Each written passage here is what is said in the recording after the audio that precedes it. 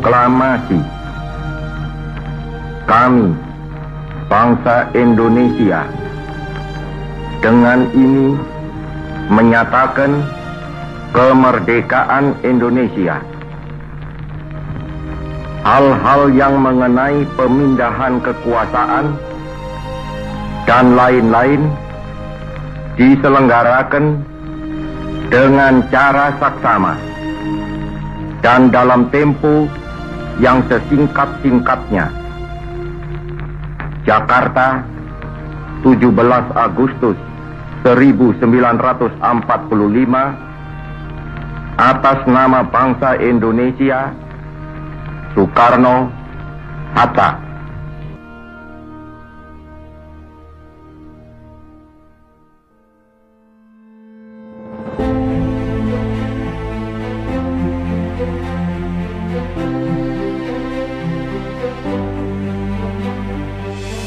Indonesia dengan segala cinta, cerita, dan perjuangannya. Hari ini, 78 tahun kita merayakan kemerdekaan Indonesia. Jika banyak darah yang gugur, air mata yang jatuh, dan jiwa yang hilang untuk mempertahankan tanah air, apakah kita generasi muda, taruna calon penerus bangsa, tidak kenal akan sejarah yang seharusnya kita sadari atau diketahui bersama sebagai calon pemimpin bangsa di masa yang akan datang? Lalu, peran apa saja yang harus kita lakukan untuk menjadi pahlawan bangsa masa kini?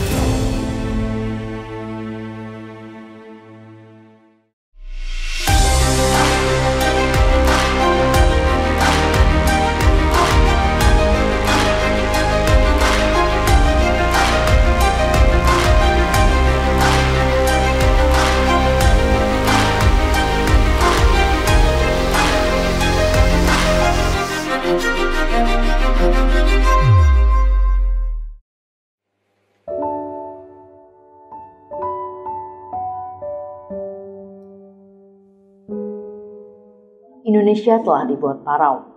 Banyak darah, nyawa, dan segalanya yang berharga terbuang dalam rampasan penjajah.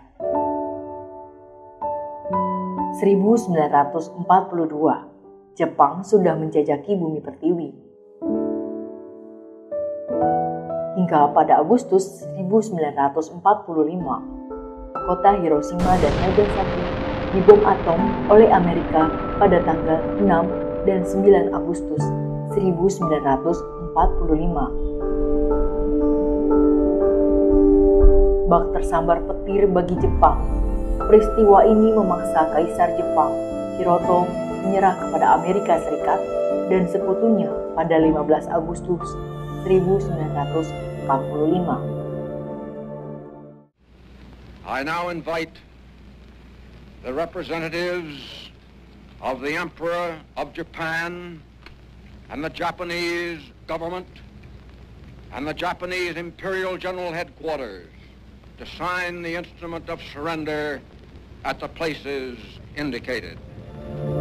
Namun di sisi lain, berita buruk itu tersebar di rakyat Indonesia, di mana hal ini bertepatan dengan persiapan Indonesia untuk menyiapkan kemerdekaannya. Dalam situasi tersebut, golongan muda kemudian mendesak Soekarno dan Hatta memanfaatkan situasi tersebut untuk keberlangsungan proklamasi.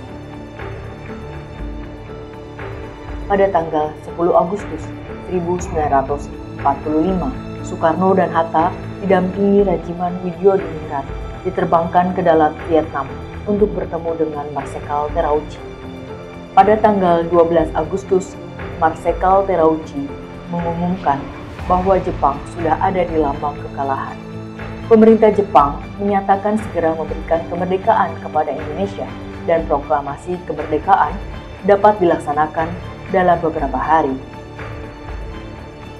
Sepulang dari Dalat, Soekarno dan Hatta diamankan para pemuda di bawah pimpinan Soekarni, Khairul Saleh, dan Wikana pada 16 Agustus 1945. Ibu Fatmawati dan Guntur, anak Soekarno, turut dibekal Rengas Dengklok dengan harapan Soekarno dan Hatta memproklamirkan kemerdekaan Indonesia. Namun sepanjang hari 16 Agustus 1945 tidak tercapai kesepakatan apapun. Ahmad Suebarjo lalu datang dan berusaha membujuk para pemuda untuk melepaskan Dwi Tunggal. Akhirnya mereka bersedia dengan jaminan oleh Suebarjo bahwa proklamasi akan terjadi esok hari. Malam itu juga rombongan berangkat ke Jakarta menuju rumah Laksamana Maida di Mejidori nomor 1 untuk membahas masalah tersebut. Setibanya di sana, tuan rumah menjelaskan permasalahan dan informasi yang sebenarnya terjadi. Maeda lalu mempersilakan ketiga tokoh menemui Gun Seikan, kepala pemerintahan militer Jenderal Moichiro Yamamoto, untuk membahas upaya tindak lanjut yang akan dilakukan. Namun setibanya di markas Gun Seikan di kawasan Gambir, mereka bertiga mendapat jawaban yang mengecewakan. Karena Jenderal Nishimura yang mewakili Gun Seikan melarang segala bentuk upaya perubahan situasi yang dilakukan. Mereka diharuskan menunggu sekutu datang terlebih dahulu. Tiga tokoh bersepakat bahwa Jepang tidak dapat diharapkan lagi dan kemerdekaan harus segera dirancang secepatnya. Anggota Panitia Persiapan Kemerdekaan Indonesia atau PPKI yang menginap di Hotel Des Indes segera dikawal oleh Soekarno dan kawan-kawannya menuju rumah Maeda. Dengan waktu yang singkat, teks proklamasi kemudian disusun tiga tokoh nasional, yakni Insinyur Soekarno, Muhammad Hatta, dan Ahmad Suebarjo pada 17 Agustus 1945 pukul 3 pagi. Naskah proklamasi dirumuskan di ruang makan Maeda. Naskah teks proklamasi ditulis tangan oleh Insinyur Soekarno. Naskah sebanyak 2 alinea lalu selesai dibuat dalam 2 jam. Naskah diserahkan kepada Sayuti Melik untuk diketik teks yang sudah disetujui. Naskah teks proklamasi kemudian diserahkan kembali pada Soekarno untuk ditandatangani. Pada pukul 10 pagi hari Jumat 17 Agustus 1945 bertempat di Jalan Penggagasan Timur nomor 56, naskah teks proklamasi itu pun akhirnya dibacakan oleh Insinyur Soekarno didampingi Muhammad Hatta. Pembacaan proklamasi kemerdekaan dilakukan dalam suasana yang sangat khidmat. Kemudian bendera merah putih yang dijahit oleh Ibu Fatmawati dikibarkan oleh seorang prajurit peta bernama Latif Hadiningrat. Setelah bendera berkibar, lalu Indonesia Raya pun dinyanyikan.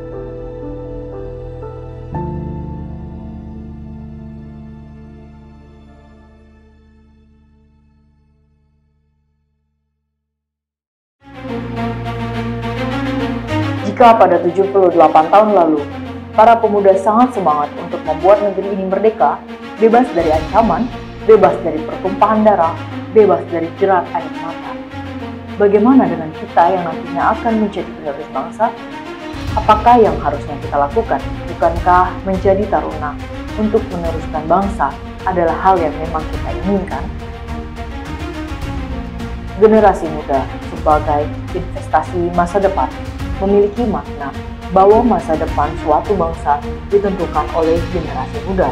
Hal ini dikarenakan generasi muda merupakan ujung tombak kemajuan dan pembangunan bangsa, sebagaimana kalimat yang dilontarkan Insinyur Soekarno dalam pidatonya, "Beri aku 1000 orang tua, niscaya akan kucabut Semeru dari akarnya.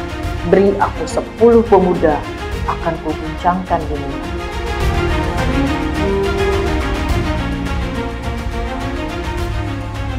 Generasi kita harus berperan aktif dalam membantu membangun bangsa ini. Banyak hal positif yang dapat dilakukan, seperti berperan aktif di lingkungan masyarakat, menjadi teladan yang baik dalam hal-hal yang bersifat produktif, dan bangkit dari rasa kemalasan agar dapat memberikan kontribusi yang nyata bagi bangsa ini. Perlu diingat bahwa semua yang dilakukan di masa ini menentukan bagaimana masa depanmu di masa akan datang. Sehingga generasi muda bagi keberlangsungan bangsa kita di masa yang akan datang diharapkan menjadi agen perubahan. Bergerak bebas namun membawa jiwa yang kreatif, inovatif, memiliki prinsip yang baik dan tentu memiliki kemajuan thinking of the box yang inovatif, sehingga menjadi pemimpin di masa yang akan datang.